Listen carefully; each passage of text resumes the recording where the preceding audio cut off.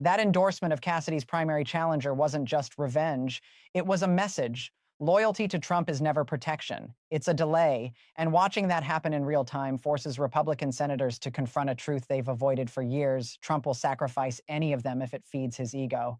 This is where the collective action problem becomes clear because Trump can bully individuals, but he struggles against groups, and history shows it. When Republicans move together, when resistance becomes shared, Trump loses interest, he gets distracted, he moves on because sustained conflict requires discipline, and discipline has never been his strength. That's why Greenland, like the Epstein files before it, becomes another example of Trump overreaching, then retreating once the cost rises. And while this plays out on the international stage, the same pattern appears domestically through ICE, where power without accountability turns violent. And when voices like Ruben Gallego argue that more funding and more training won't fix an agency built on aggression and fear, they're not just critiquing policy, they're describing the natural outcome of Trump's governing philosophy.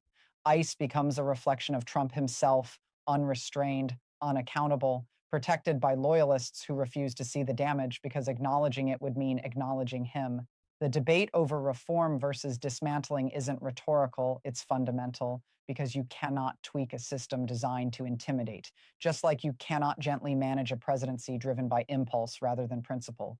Trump governs by instinct, and when institutions resist those instincts, he attacks the institutions, the courts, the Senate, the media, even his own party, and in doing so, he isolates himself. By the end of this chapter, the real conflict is no longer hidden. The Senate revolt is no longer hypothetical, and Trump's greatest enemy is no longer Democrats. It is his inability to sustain loyalty in a system that finally understands what he really is. And that realization is only just beginning. The moment the Senate resistance becomes public, everything inside Washington shifts, because once dissent leaves private conversations and enters the record, it can no longer be contained. And Donald Trump feels that shift immediately, not as a policy problem, but as a personal threat to his authority, which is why his reaction is not strategic, but punitive, instinctive, and loud, lashing out at individuals rather than addressing the substance of the rebellion, a pattern that has defined his entire political life.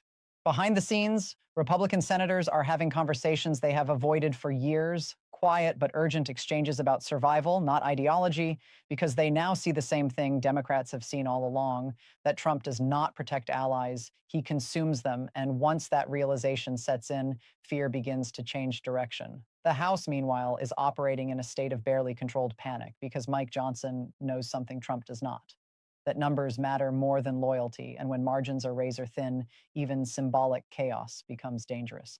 Every time Trump floats another escalation, another tariff threat, another vague national security justification, Johnson sees not strength, but instability. And instability is poison for swing district Republicans who already feel the ground moving beneath them. This is why Johnson gaslights so aggressively, why he insists nothing is happening, even as everyone can see that something very clearly is, because admitting reality would force him to choose between defending Trump and defending the institution he leads, and he knows those two things are no longer aligned.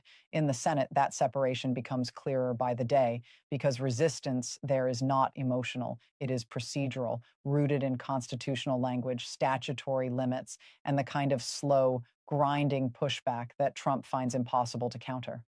When senators talk about tariffs originating in the House, about emergency powers being abused, about courts stepping in, they are doing something Trump has always feared. They are moving the fight onto terrain where his instincts do not work. Trump thrives in chaos, in ambiguity, in spectacle, but institutions respond to clarity, and the clearer